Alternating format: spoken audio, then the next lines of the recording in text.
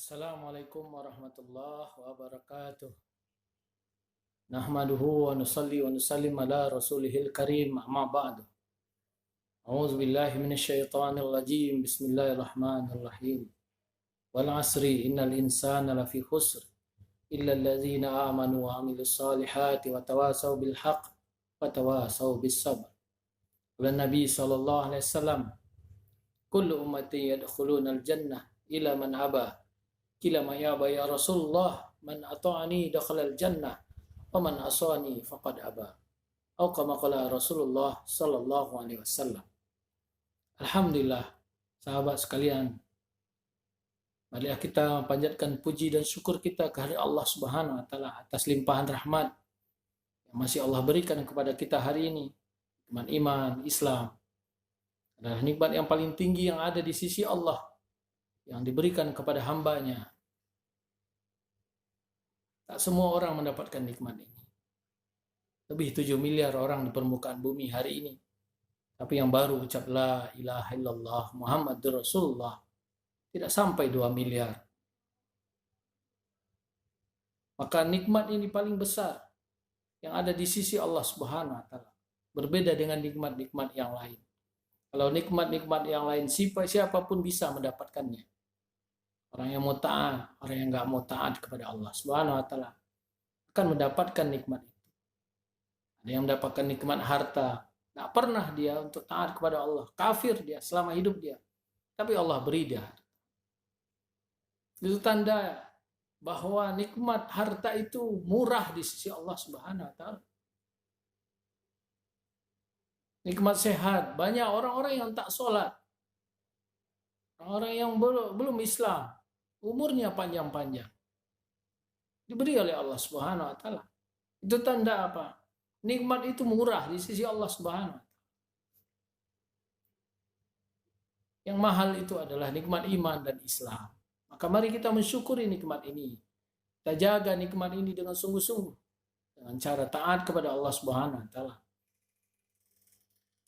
Menjaga kewajiban-kewajiban syariat agama yang sudah diwajibkan kepada kita. Ini adalah wujud daripada syukur kita. Sehingga Allah Subhanahu wa taala telah janjikan, siapa yang bersyukur ini Allah tambah nikmat. La in syakartum la azidannakum wa la in kafartum inna adzabi lasyadid. Berselawat kita kepada baginda Rasulullah sallallahu alaihi wasallam. Allahumma shalli ala sayyidina Muhammad wa ala ali sayyidina Muhammad. Kita buktikan kita memang cinta kepada baginda Rasulullah sallallahu alaihi wasallam. Mengenal dia dengan sungguh-sungguh. Nah, sungguhnya seorang nanti akan ditanya di kuburnya. Perlihatkan suatu potret. Kenalkah engkau dengan siapa?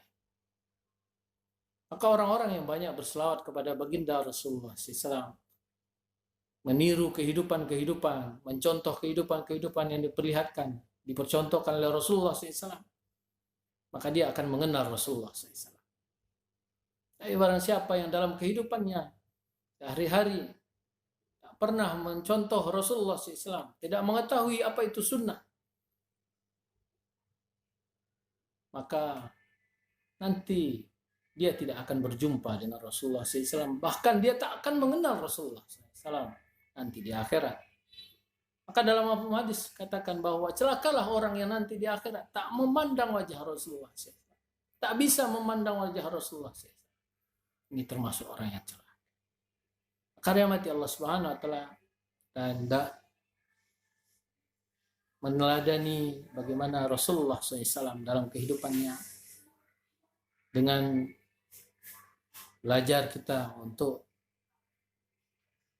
mengikuti hadis-hadis bagaimana dakwah Rasulullah SAW mulai dari awal-awal di Mekah sampai nanti bagaimana dakwah Rasulullah SAW dan sahabat-sahabat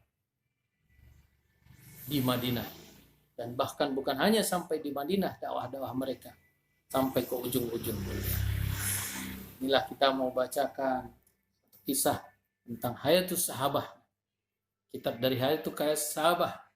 Ini baru jilid pertama yang mau kita bacakan, awal-awal dakwahnya Rasulullah Sallallahu Alaihi Wasallam. Kita sambung Kisah bagaimana dakwah Rasulullah SAW kepada paman beliau SAW, yaitu Abu Talib, sebelum Abu Talib meninggal dunia.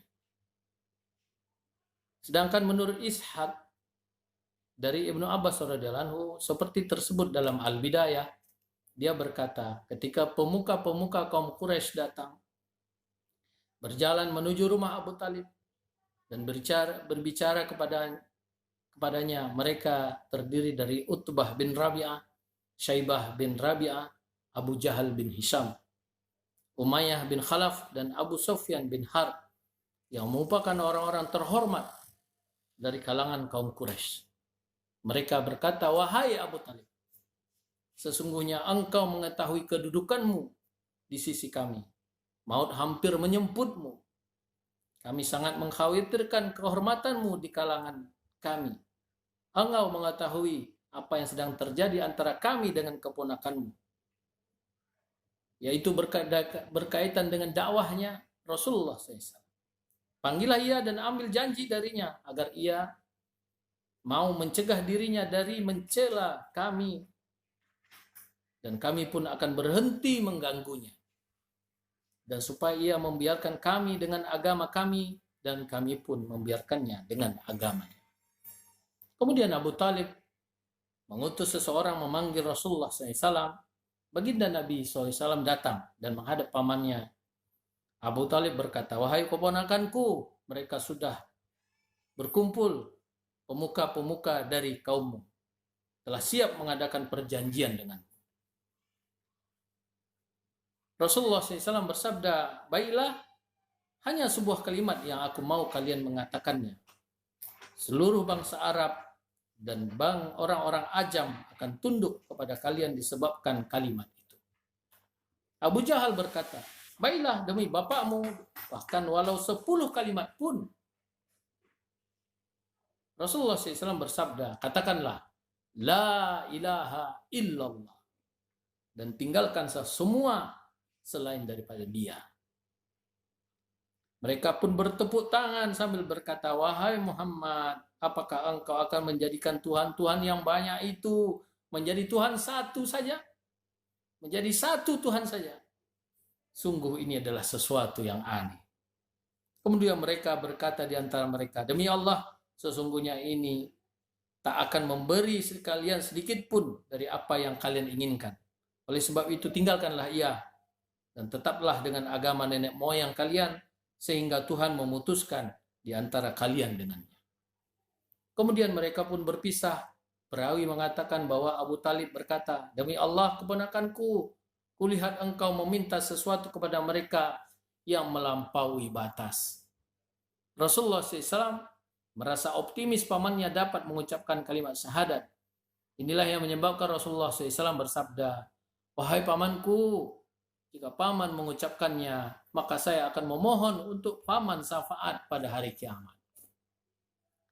Melihat semangat keponakannya, Abu Talib berkata, wahai keponakanku, demi Allah, jika bukan karena takut cacian kaum Quraisy kepadamu dan keluarga ayahmu sepeninggalku, anggapan kaum Quraisy bahwa aku mengucapkan kalimat itu karena aku takut mati, pasti aku telah mengucapkannya.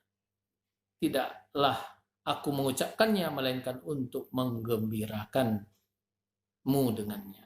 Kemudian Ibnu Abbas menyebutkan hadis ini selengkapnya, dan di dalam sanadnya ada perawi yang masih samar, tidak diketahui keadaannya.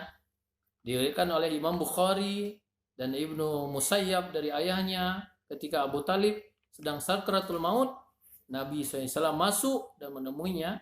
Abu Jahal berada di samping Abu Talib ketika itu. Nabi SAW bersabda, wahai paman, ucapkanlah la ilaha illallah. Aku akan membela paman dengannya di hadapan Allah nanti. Abu Jahal dan Abdullah bin Umayyah berkata, hai Abu Talib, apakah engkau akan meninggalkan agama Abdul Muttalib, ayahmu? Mereka berdua mendesak Abu Talib dengan kata-kata itu, hingga kata-kata terakhir Abu Talib adalah, aku tetap pada agama Abdul Muttalib. Ia tetap berpegang teguh dengan agama Abdul Muttalib. Rasulullah SAW bersabda, saya akan mohon ampunan untukmu selama saya tidak dilarang melakukan hal itu. Peristiwa itulah yang menyebabkan Allah Subhanahu wa taala menurunkan wahyu surat At-Taubah 113 yang artinya, tiadalah sepatutnya bagi nabi dan orang-orang beriman memintakan ampun kepada Allah bagi orang-orang musyrik, walaupun orang-orang musyrik itu adalah kerabatnya. Sesudah jelas bagi mereka bahwasanya orang-orang musyrik itu adalah penghuni neraka. Surat At-Taubah 113. Juga diwahyukan ayat berikut, innaka la tahdi man ahbabta. Sesungguhnya kamu tidak akan dapat memberi petunjuk kepada orang-orang yang kamu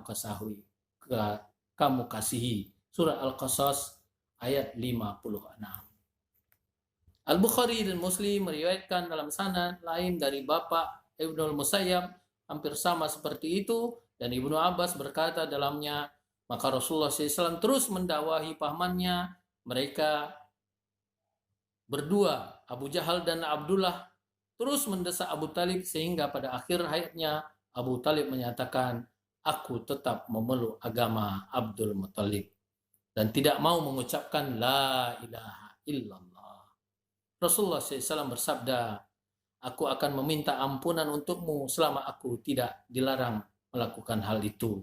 Maka Allah Subhanahu wa taala menurunkan kedua ayat di atas. Demikianlah juga yang diriwayatkan oleh Imam Ahmad, Muslim, Nasai, dan Tirmizi dari Abu Hurairah radhiyallahu anhu. Katanya Abu Talib sedang sakratul maut. Rasulullah SAW bersabda, wahai pamanku, ucapkanlah la ilaha illallah dan aku akan bersaksi untukmu pada hari kiamat. Kata Abu Talib, seandainya kaum Quraisy tidak mengejekku dengan berkata Abu Talib mengucapkan kalimat itu karena takut mati, maka aku pasti akan menyenangkan hatimu, dan tidaklah aku mengucapkannya melainkan untuk menyenangkan hatimu. Karena itu Allah Subhanahu wa taala menurunkan surah Al-Qasas ayat 56 yang artinya, sesungguhnya kamu tak akan dapat memberi petunjuk kepada orang yang kamu kasihi, tetapi Allah memberi petunjuk kepada orang yang dikehendakinya, dan Allah lebih mengetahui siapa yang mau menerima petunjuk. Dari Al-Bidayah bab 3 halaman 124. Semoga ini jadi tibar bagi kita sama-sama, menjadi semangat bagi kita sebagaimana semangatnya Rasulullah SAW untuk mendakwahkan agama. Bagaimana dia mendakwahkan kepada orang yang paling dekat dengan dirinya ketika itu, yaitu pamannya, untuk bisa mengucapkan la ilaha illallah sebelum meninggalnya. Maka semoga ini kita menjadi dakwah kita juga hari ini, untuk mendapatkan kalimat ini, mendakwakan kalimat la ilaha illallah dalam kehidupan kita, pada anak-anak kita, kepada keluarga kita, agar mereka mengenal Allah Subhanahu wa taala. Sehingga dengan kekuatan iman yang ada dalam kita ini, maka kita bisa nanti, semoga dalam sakratul maut kita bisa mengucapkan la ilaha illallah. Semoga bermanfaat. Kita berjumpa lagi dalam keadaan berikut. Subhanallah bihamdihi, subhanakallahumma bihamdika, asyhadu an la ilaha illa anta, astaghfiruka wa atubu ilaik. Assalamualaikum warahmatullahi wabarakatuh.